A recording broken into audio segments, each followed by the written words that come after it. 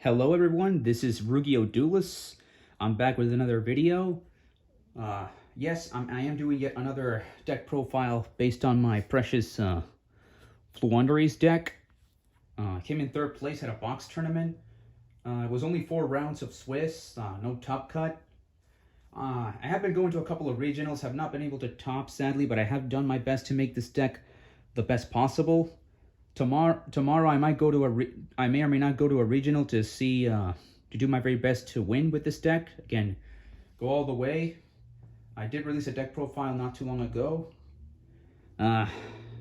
Moving forward, I might change the channel name because I'm just mostly doing deck profiles based on this deck. But right now, it is the best that I can do.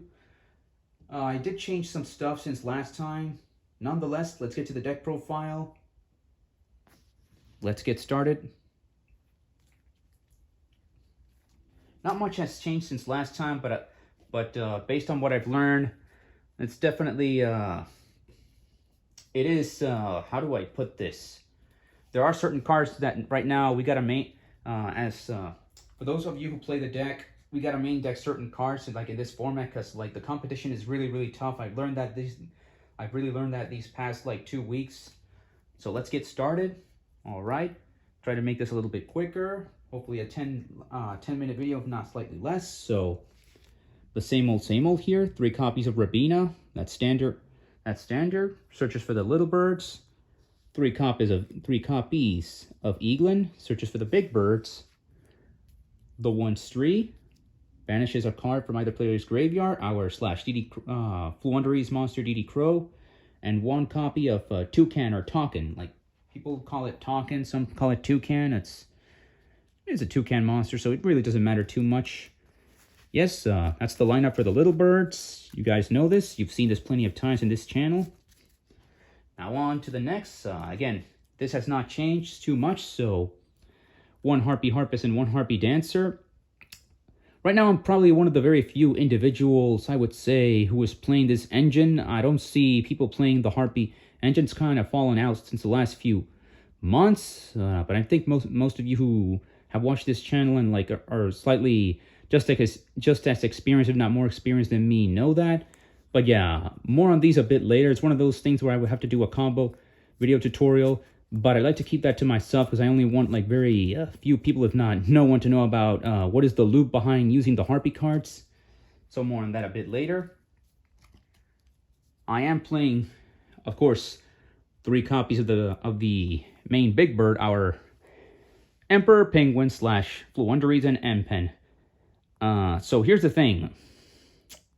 Moving forward, I highly recommend everyone to at least main deck 4 to 5 big bird monsters. Basically 5 tribute summon big winged beast birds, because I will explain that in a little bit of details in a few seconds. So I decided to cut out Mega Ryza because I've noticed that people. I tried doing the Mega Ryza loop to the top of their deck. It's just not working out. It's just not that consistent with the competitive scene. So I only played 3 main big, the 3 M-Pen, and sadly it actually cost me the match in one of the 4 rounds. So now main decking Dimension Shifter. My apologies. I'm not quite sure. I believe I main decked this card in my last video. I'm not quite sure. But yeah, funny enough, the only match I lost to was Cashier. I was 4 rounds of Swiss. Again, I apologize I didn't say that at the beginning of the video. So it was 4 rounds of Swiss.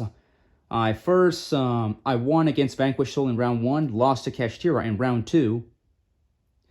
Also drew this card opening hand against Cashier in round 2, but that type of stuff happens. Round 3, I went up against Tractrix and won, and round 4, Branded Chimera, which is a very powerful deck, and the player that I fought against piloted really well, but I managed to pull through and get the W. Yeah, I only lost to Kashtira, so still, I am scared of that deck, but like not as much. I feel like I need this card for other more dangerous threats in the format. So yeah, main decking the good old Dimension Shifter. And I cut the Mega Rise out, but I'm definitely gonna test out and put Apex Avion right now because I feel like it might be better this format than Mega Ryza because the loop on the hand, it's just not working out as I thought it would. Anyways, moving on. 1 Droll and Lockbird. 1 Ash. If you know that I'm playing one of each, you'll figure out soon enough why I have them at 1.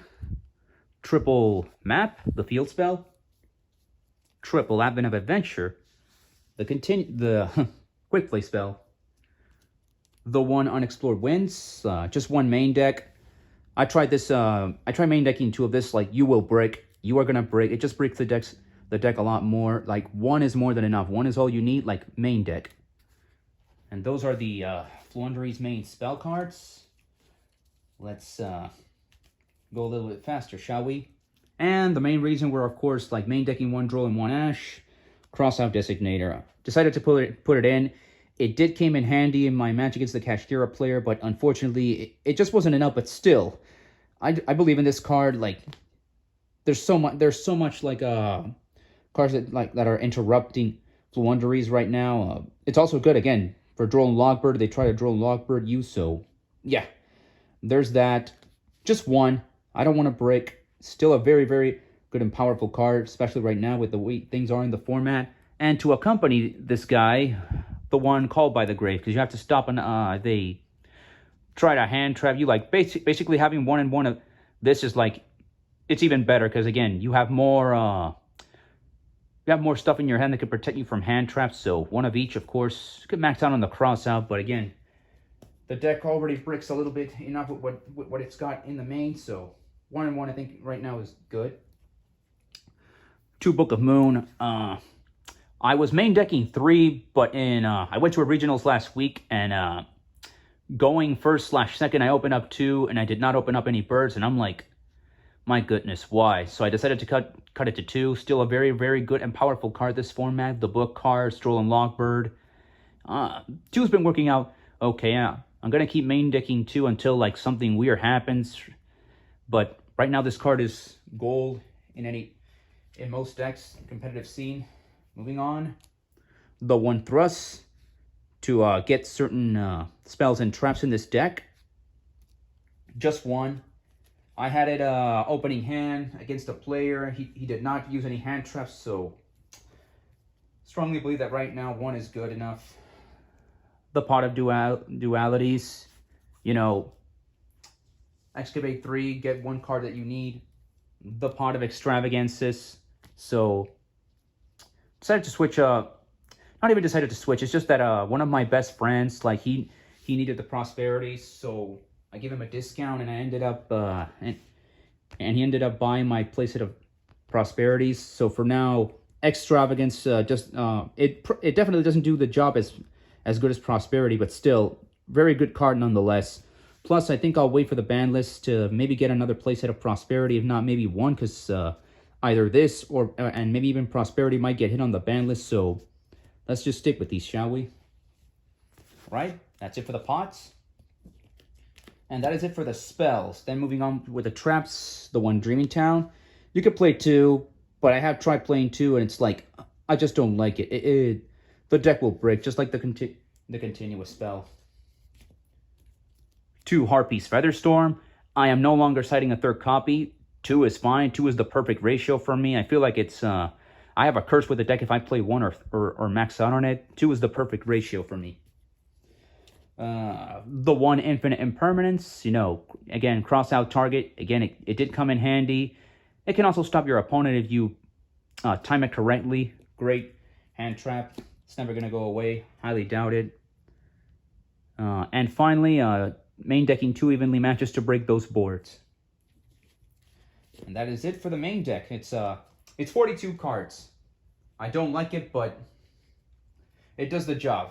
42 cards is it's not too bad. But maybe in the future I'll put it back to 40. But right now 42 is what works. Now for the extra deck, does not matter for the most part. Underworld Goddess, Zeus Package, Topologic Zeroboros. This is a new. If it comes up, again, the extra deck will rarely come up, but I decided to add in this guy because, again, he banishes, so why not? Avramax extenders like Avramax package, you know, the link to water and the link to wind charmer. Ominous Omen to banish a card to Wing Beast, the one link Karibo. Nightmare package. Garura just in case, and Entis just in case. That is the extra deck. And now for the side deck, which is like to me the side deck is like the second most important part of this deck. And again, the extra deck doesn't matter. So of course, let's get started. Second copy of the continuous spell. Going second, you play 2 of this. Like it's so good. Because again, if they get rid of 1, like in the grind game, this is going second. This is so great. Second copy here.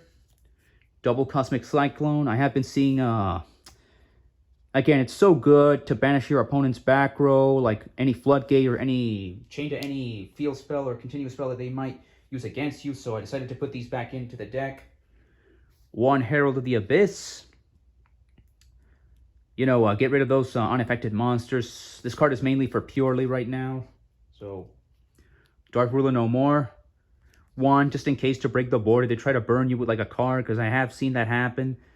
They play a card to burn my life points, so you play this immediately, and it's like, yeah, no more burn for that turn. They can start breaking your board apart.